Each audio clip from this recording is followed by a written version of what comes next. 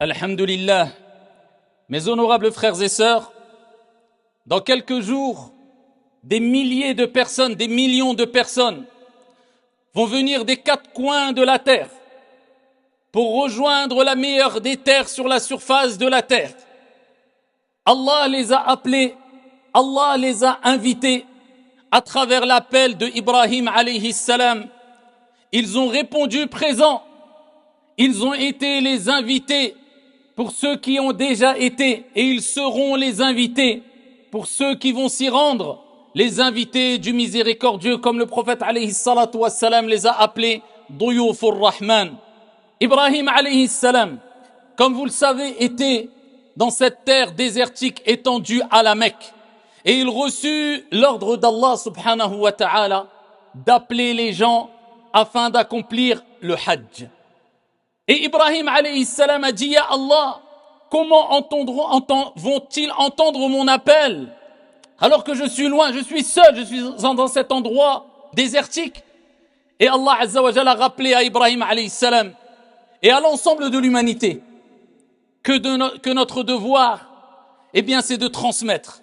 Nous avons un devoir de transmission et pas de résultat. Et il lui a rappelé, Adhin wa alayna al-balagh, appelle, et nous on s'occupe de transmettre. Et voilà qu'Ibrahim alayhi salam, en plaçant sa confiance en Allah et en sachant que c'est Allah qui met les faits dans les causes et que nous ne sommes que des causes et que l'asbab la tanfa' wa la tamna' illa bimusabbib al-asbab, que les causes ne peuvent ni nuire ni profiter en quoi que ce soit sans celui qui met les faits dans les causes. Et il a appelé les gens. Oh vous les gens, Allah vous appelle, Allah vous a prescrit, Allah nous a prescrit al-hajj, fahujju, accomplissez le hajj. Rendez-vous dans cette maison sacrée qui est Allah subhanahu wa ta'ala à la Mecque. Et il est rappelé que l'appel d'Ibrahim, eh bien, s'est répandu dans les quatre coins de la terre, jusqu'à ce qu'il est parvenu à toutes les âmes qui n'étaient pas encore nées, et aux fœtus, et les arbres, et les pierres ont entendu cet appel, et à ce moment-là, les montagnes se sont affaissées, par humilité pour cet appel, par humilité pour Allah Jalla wa Ala. Et il est rapporté que ceux qui, ou pour qui Allah a décrété qu'ils allaient accomplir le Hajj quand l'appel a été lancé, ils ont répondu à cet appel déjà quand l'appel de Ibrahim a été lancé en disant Labbaik Allahumma labbaik, labbaik la sharika laka labbaik, innal hamda wan ni'mata laka wal mulk la sharika lak. Me voici, oh Allah, me voici, je réponds à ton appel. La talbiya qu'on proclame pendant le pèlerinage, qui rappelle l'importance de at-tawhid, l'unicité d'Allah subhanahu wa ta'ala, et de s'écarter de toute forme de shirk. La sharika lak, on le proclame haut et fort et clairement pendant les rites du pèlerinage. Eh bien, depuis, on a cette attirance, cette attraction à cet endroit qui est Baytullahi al-Haram, la Mecque. Et ô combien sont les gens qui n'ont pas compris l'importance du Hajj et qui minimisent ce pilier de l'islam, jusqu'à ce que certains se posent la question, pour ceux qui se posent la question. Mais c'est déjà problématique. Alors que dire de ceux qui, pour eux, c'est clair, la réponse est claire. On ne fait pas devancer le Hajj. Je parle déjà de ceux qui se posent la question et c'est déjà problématique. Le Hajj ou les Maldives? Il y en a qui se posent la question. Et il y en a qui se posent même pas la question. C'est clair pour eux, c'est les Maldives. Non, dis le Hajj avant et les Maldives après, il n'y a pas de problème. Mais le Hajj avant et remplace les Maldives par un autre pays ou parce que tu veux. Mais à partir du moment où Allah tabaraka wa ta'ala t'a mis sur le chemin cette épreuve qui est l'épreuve de la santé, parce qu'Allah nous éprouve par le bien et le mal. Allah azza wa jal t'a donné cette épreuve qui est l'épreuve de l'argent. Allah azza wa jal t'a donné la santé et l'argent. À partir de ce moment-là, comment fais-tu devancer ce qui est moins bien par ce qui est meilleur pour ta vie d'ici-bas et l'au-delà et qui est pas simplement un ordre divin parmi les nombreux ordres divins, mais un des plus importants puisque c'est un pilier de l'islam. Al-Hajj ruknun min arkanil islam. Si tu rencontres ton Seigneur sans avoir complété, on ne parle pas de tout le reste, tout ce qui est important, les milliers de choses qui sont bonnes et importantes dans l'islam. On parle juste simplement de 5 piliers. On parle que des piliers, on ne parle pas du reste. Les piliers, si tu ne rencontres pas ton Seigneur en ayant accompli au moins les 5 piliers correctement, si bien sûr tu es concerné, tu es mukallaf, tu es responsable, tu as toute ta raison, tu as la santé et tu as l'argent. Alors je ne parle pas de celui qui aurait par exemple, parlons concret, 2000 € de côté, la période de vacances arrive et il se dit j'ai 2000 €, j'ai pas le droit d'aller en vacances parce que je dois faire devancer le hajj. Non. Si au moment où le hajj arrive, tu n'as pas les moyens pour faire le hajj, tu es exempté. Liman istata'a ilayhi sabila. Donc va en vacances. Ce n'est pas haram, ce n'est pas un péché, bien que le meilleur serait que tu te prives de sorte à mettre de côté jusqu'à faire ton hajj. Mais je parle de la personne qui, il a l'argent pour accomplir le hajj, totalement. Mais il préfère d'abord aller faire peut-être Bayna Qawsayn, sa lune de miel, parce qu'il vient de se marier aux Maldives, ou bien aller dans je ne sais quel endroit, ou bien s'acheter je ne sais quoi, avant de faire d'abord son pèlerinage, avant de construire cette maison, cette demeure spirituelle. Et toute maison a besoin de piliers, sinon elle s'effondre. Mets d'abord les piliers. Construis cette maison spirituelle qui te permettra de te réfugier dans ton fort intérieur, lors des tempêtes et lors des intempéries. Et cette maison, si tu veux la construire, ça commence par des piliers. Et si tu as les capacités de mettre en place les piliers et tu ne le fais pas, et toi tu fais devancer d'autres choses, sache qu'à un moment ou à un autre tout s'effondrera. Illa man rahim Allah. Donc c'est pour cela qu'il faut bien comprendre. Celui qui a les moyens et qui peut partir au pèlerinage, comment tu peux faire devancer ce qui est moins important sur ce qui est le plus important pour toi en tant que croyant?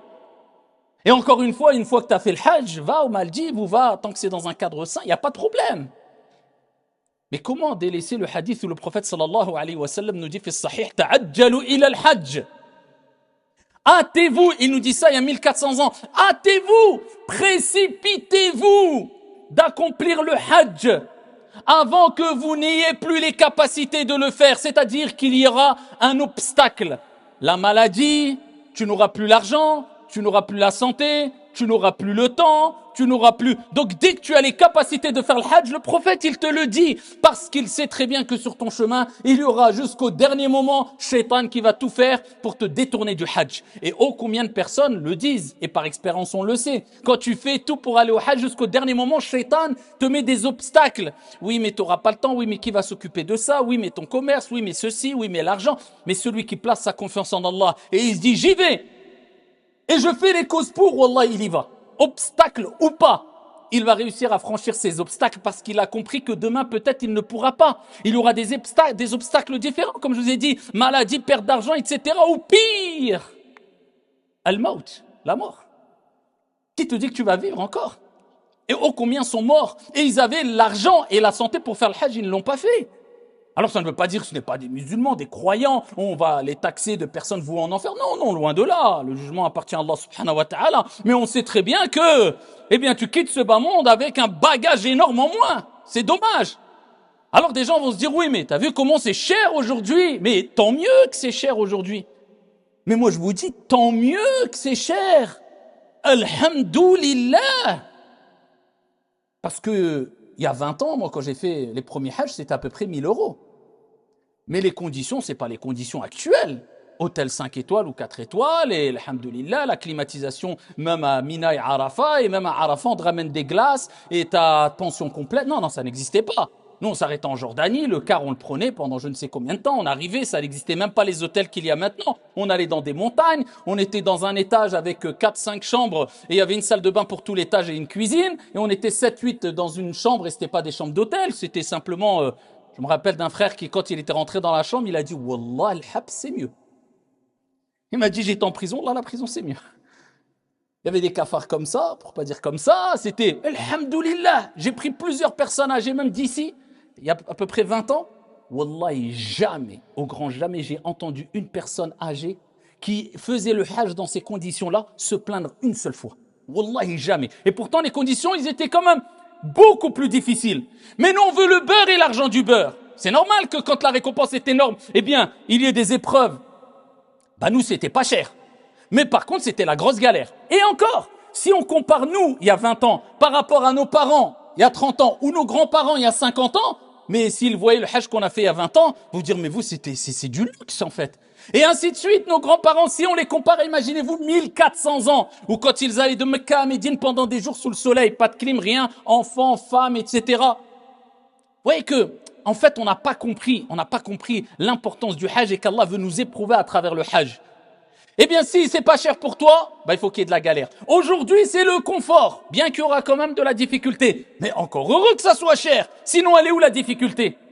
Il est où le test? T'as oublié que le prophète alayhi salatu wassalam a dit Al-umratu ila al-umra mukaffaratun lima baynahuma wal-hajju al-mabrour laysa lahu jaza'un illa al-jannah. D'une umra à une umra, les péchés sont pardonnés. Allah, le petit pèlerinage.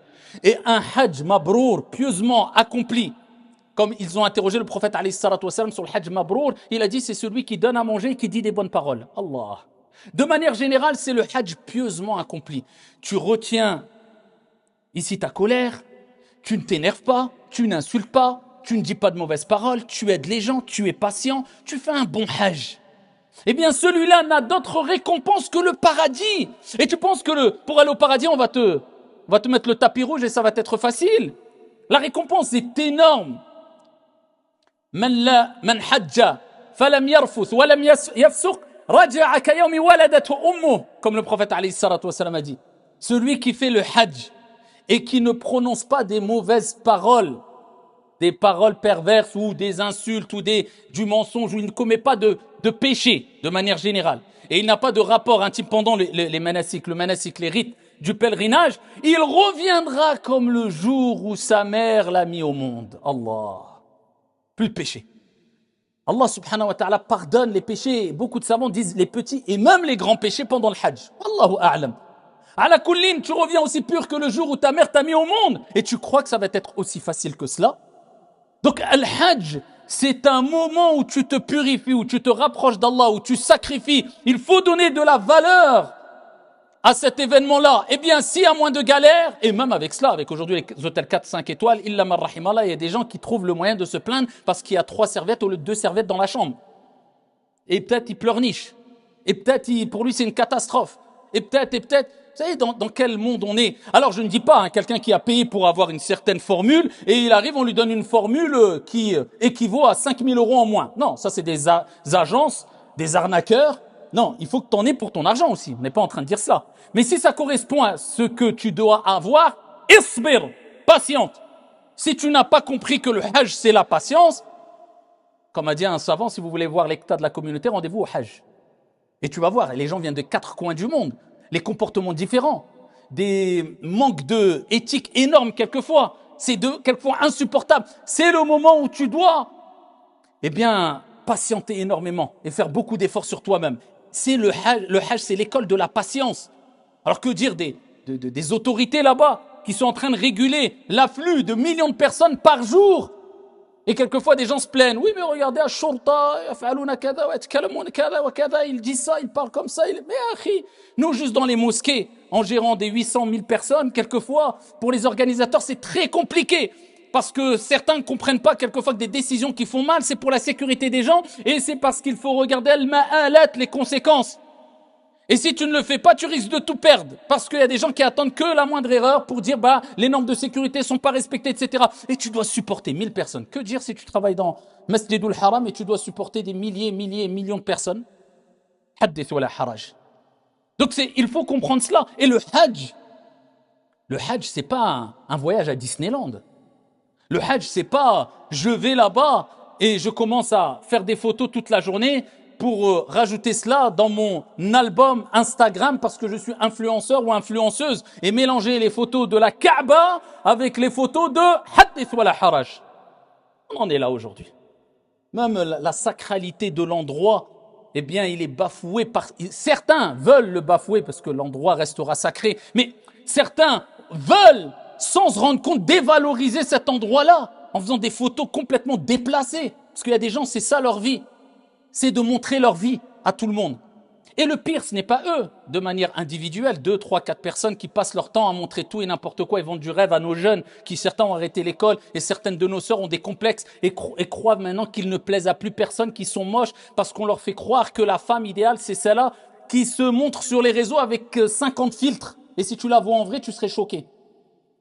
Et après, ils viennent et ils commencent à s'afficher et montrer, voilà, moi je suis au pèlerinage, et ça devient banal pour les gens de voir mélanger le propre et le sale, le bon et le mauvais. Voilà, parce que j'ai été à Al-Hajj, j'ai fait une photo devant la Kaaba, je suis le meilleur, et les gens disent, oh lui il est masha'Allah, surtout les jeunes qui quelquefois, msakin, sont un peu, voilà, sont un peu pris par la soi-disant normalité de ce qui se passe sur les réseaux, et ils pensent que tout est normal, même ce qui est déplacé devient pas grave. Et ça, c'est une ruse du diable. Banaliser le péché et banaliser le mal. Ala kulli hal. Non, c'est un voyage spirituel. C'est pas un voyage de tourisme. C'est un voyage où tu vas te rapprocher d'Allah subhanahu wa ta'ala. Et c'est pas un voyage aussi à boycotter comme certains le disent encore. Et les égarements concernant Al-Hajj, ils sont nombreux. Il y a même des gens qui vont dire boycotter le Hajj. Pourquoi, Yahi? Parce que si tu donnes de l'argent, l'argent va aller pour tel État, l'État va prendre ça, et quand tu vas acheter ta baguette, tu fais cette théorie et ce calcul? Oui, l'argent va aller là, peut-être dans des impôts, une partie va aller pour financer. Mais où tu vas, toi? T'es en train de boycotter un acte d'adoration? Il est où ton dalil? Depuis quand on a entendu qu'on boycotte un acte une ibada? L'excès. On boycotte jusqu'à parler avec le hawa et délaisser la parole de l'ulama, et on boycotte l'ibadat. Donc tu boycottes le hajj. Ok, le prophète alayhi salatu wa salam, t'en fais quoi du hadith fi sahih selon Abdullah ibn Abbas? Si je me trompe pas, le prophète alayhi salatu wa salam fi sahih, il dit multiplier. Normalement le hajj c'est une fois dans ta vie, si tu as les moyens, obligatoire. Mais est-ce que tu peux en faire plus? Ah non mon frère. Ah moi j'ai fait le hajj, ça y est, baraka. Ah, j'ai fait le umrah, baraka. Ah non, il faut donner aux pauvres. Kadhab. Donc ça veut dire les 8 000 euros du prix du hajj, pour aller refaire le hajj, tu donnes 8 000 euros pauvre toi. Vas-y, montre-moi. J'aimerais bien voir. Ou alors l'umrah, zama, tu vas pas cette année, l'umrah, tu as 2 000 euros, tu peux aller les faire, tu prends 2 000 euros, tu les donnes. Bah si tu le fais, bon, voilà, on peut rentrer dans, est-ce que c'est quoi le mieux? Faire une deuxième umrah ou donner aux pauvres? On peut rentrer dans cela, mais qui le fait? Allahu a'lam.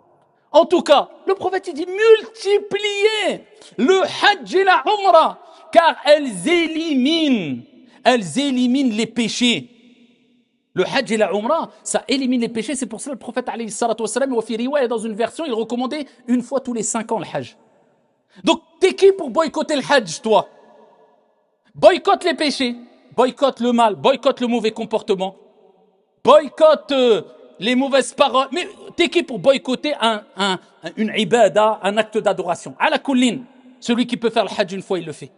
Celui qui peut le faire 10 fois, il a les moyens, il le fait. Celui qui veut faire une fois, il aide les pauvres, il le fait.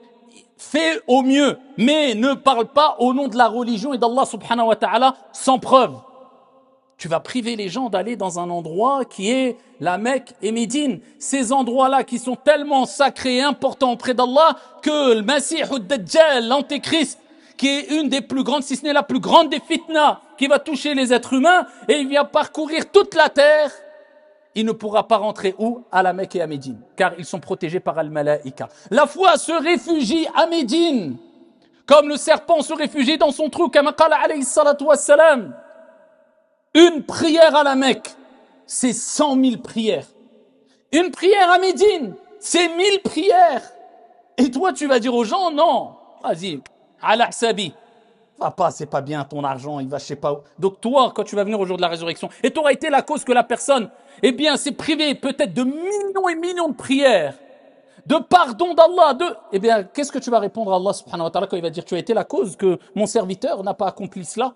C'est pour cela le prophète alayhi salatu wassalam, il dit, man samata naja. Les problèmes ou les questions très importantes ou lourdes de conséquences, abstiens-toi. La tukallif nafsak, cela est meilleur pour toi.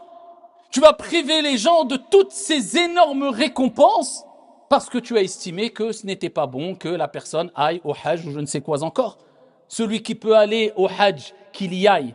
Al-Hajj Arafat. Vous allez vous retrouver le jour de Arafat dans Arafat, cet endroit où les millions de personnes seront réunies avec le même habit, implorant le pardon d'Allah, et Allah descendra d'une descente qui convient à sa majesté au ciel le plus bas, et il dira aux anges, Ma arada haoula, que veulent ces gens-là, bien qu'Allah sache, et ils diront, Ya Allah, ils veulent ton pardon, ils veulent ta miséricorde, et Allah prendra les anges à témoin, et il leur dira, je vous prends à témoin que je leur ai tous pardonné, tous les péchés pardonnés. Et la dua acceptée. Le prophète alayhi salatu wassalam a dit, la meilleure des duas, c'est la dua du jour de Arafat. Et la meilleure des invocations ou des dhikrs que j'ai dit moi, ainsi que les prophètes qui m'ont précédé, c'est La ilaha illallah, wahdahu la sharika lah, lahul mulk, wa lahul hamd, wa huwa ala kulli shay'in qadir. Et si tu fais devancer ce dhikr-là, Allah sait ce que tu veux mieux que toi. Tu sais ce qui est meilleur pour toi, il te donnera ce qu'il y a meilleur pour toi, puisque tu as devancé ce qui est le plus aimé auprès d'Allah.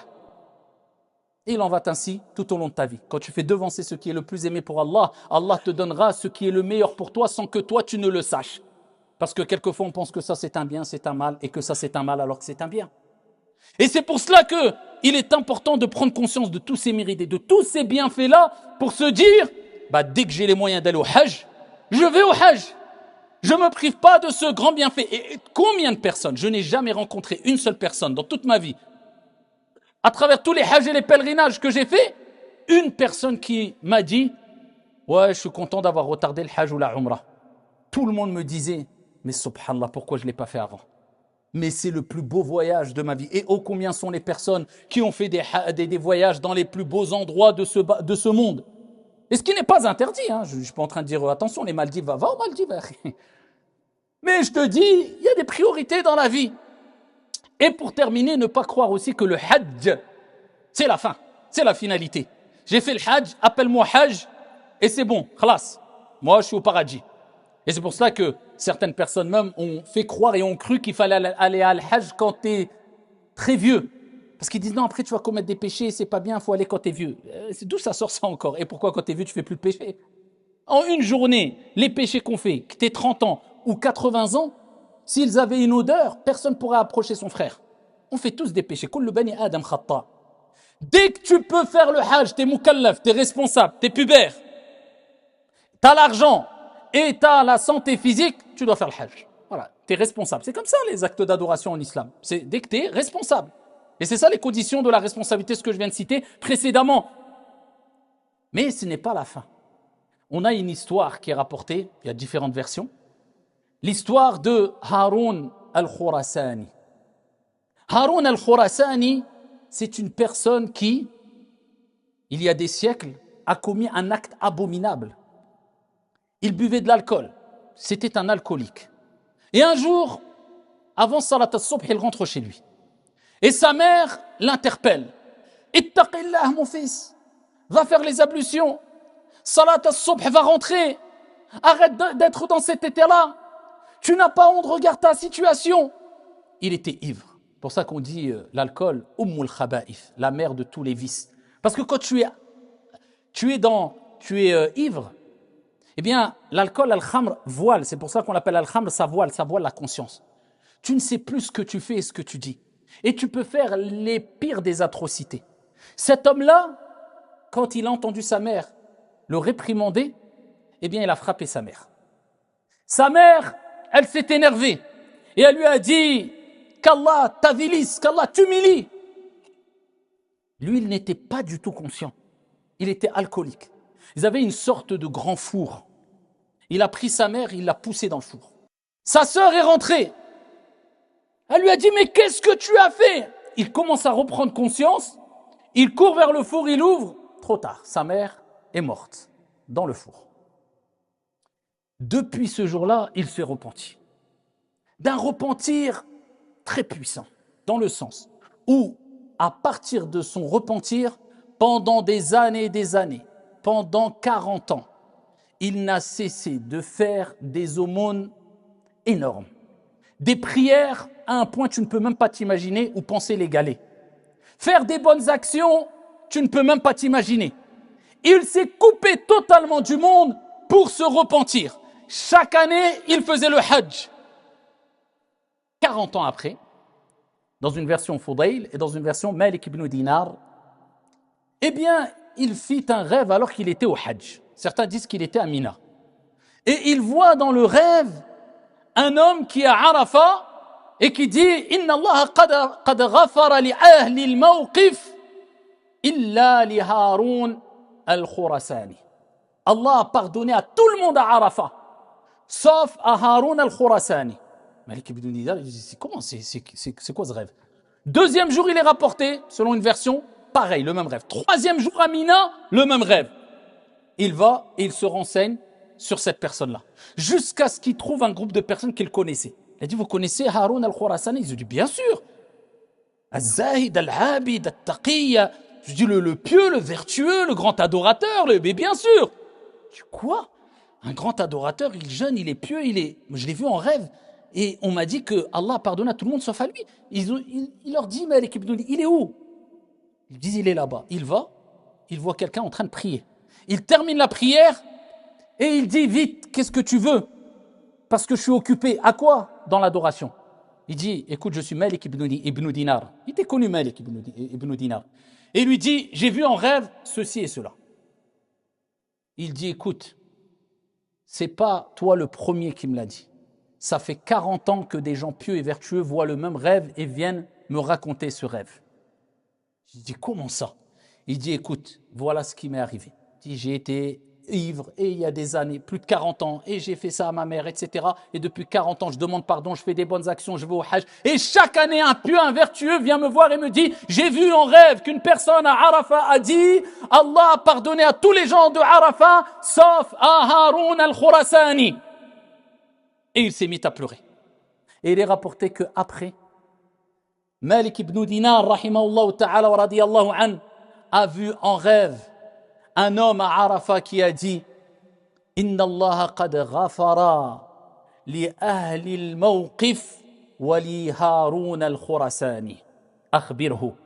Allah a pardonné à tous les gens de Arafat au bout de 40 ans de pèlerinage et d'adoration et de coupure totale de ce bas monde pour se repentir auprès d'Allah. Et enfin, il a pardonné à Haroun al-Khurasani. Donc ne croyez pas qu'en ayant commis des graves péchés, en se disant je vais à l'Hajj, automatiquement c'est sûr que je vais revenir et je suis au paradis. Bien sûr, c'est un moyen d'aller au paradis, de voir tous tes péchés pardonnés. Mais il y a des péchés qui sont tellement graves que celui qui ne se réforme pas et qui ne se repent pas et qui ne s'améliore pas et qui ne demande pas pardon même à celui à qui il a fait du mal, surtout si c'est ton père et ta mère, eh bien ne t'attends pas forcément à recevoir la miséricorde d'Allah subhanahu wa ta'ala.